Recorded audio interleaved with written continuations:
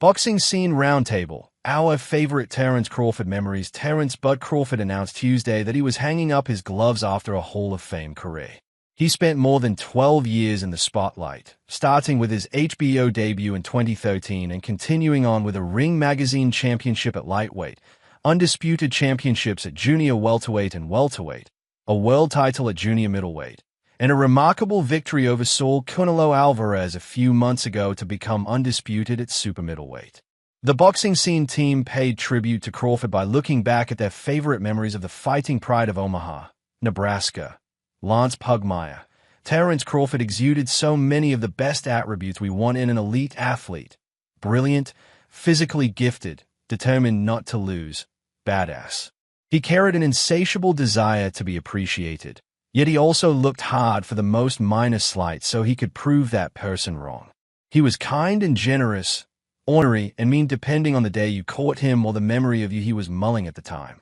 I long listed Crawford as the top pound-for-pound fighter in the world, but the one day when I most needed him for a TV interview, he threatened to back out, asking, "Do you know what you did?"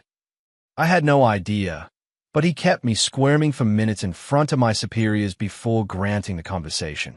Then, when I thought he was forever bent, he gave me 15 minutes of golden thoughts on fighting Canelo Alvarez before he'd ever opened up to anyone. Impossible to figure out, as Canelo himself discovered. That said, I have a deep appreciation of the self-made man Crawford is, how he kept his circle tight and is fiercely loyal to those he lets in.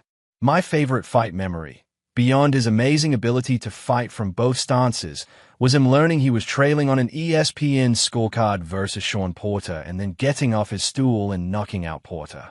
Is this the end? It might help him, at age 38, to say so now. But will he stick to it when the big money of a Canelo rematch beckons in September? I expect him back. Kian Mulvaney. I was fortunate enough, particularly when I was with HBO, to cover a number of Crawford's fights as a title holder and champion.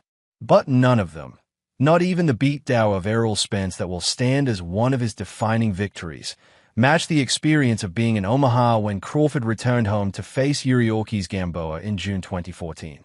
It wasn't just that the fight was terrific, or that the hometown crowd was turned all the way up to 11, RIP, Rob Rayner.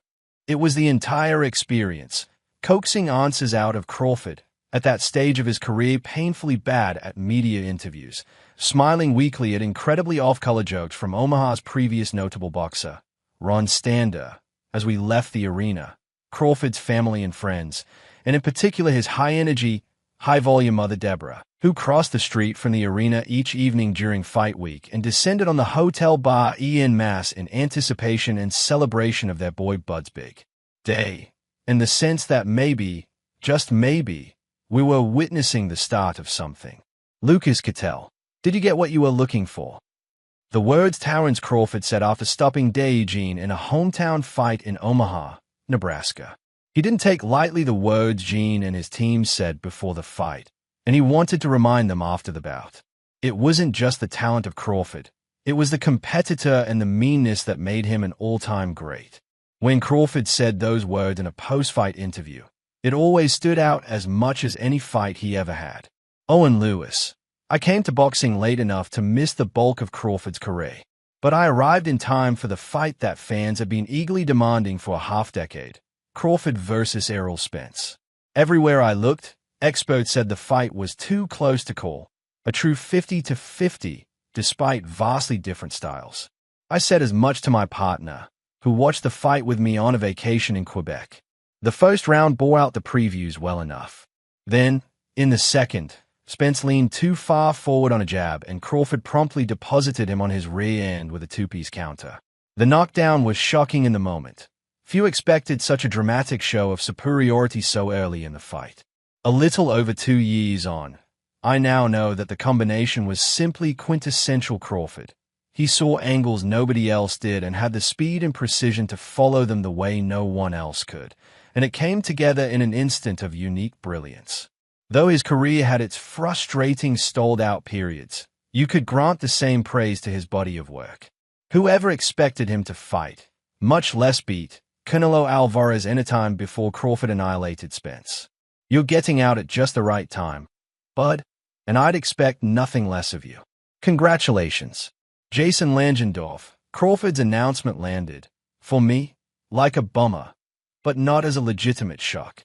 Having climbed through 6 divisions and dispatched unbeaten up-and-comers, Yuriorkis Gamboa, Victor Postel, Julius Indongo, and former title holders, Amir Khan, Kell Brook, before finishing with an incredible flourish, wins over Errol Spence Jr., Israel Madrimov, and Canelo Alvarez, Crawford had finally fulfilled his galactic promise. Of course, we wanted more, but at age 38 and with no more lands left to conquer, he had nowhere left to go except down, one way or another. Bud will be best remembered for the Canelo spectacle, a legitimately brilliant performance, by the way. But the masterpiece that will hang in my mind is his utter destruction of Spence.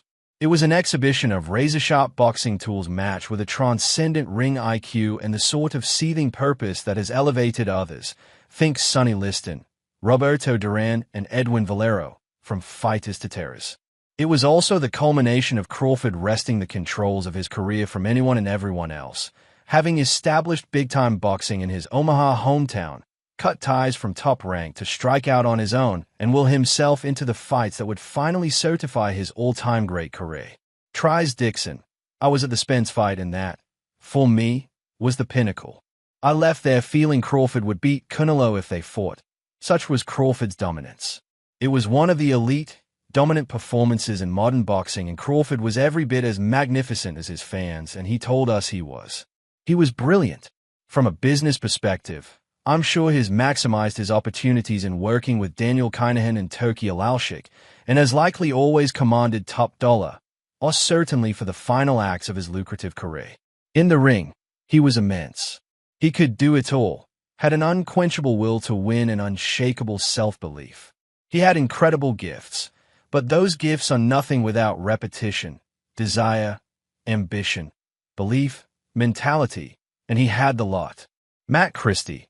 I spoke to Crawford face-to-face on 3 occasions, each meeting several years apart. He was the same on every occasion, completely disinterested. There was no warmth nor rudeness, just an obvious desire to do something other than waste his time with another idiot sticking a phone in his face. The honesty of his demeanor was only to be admired. One of my favorite fighters of the modern era, and surely right up there among the greatest of all time. I'm delighted that he's walked away from this sport with gazillions in his pocket, barely any miles on the clock, and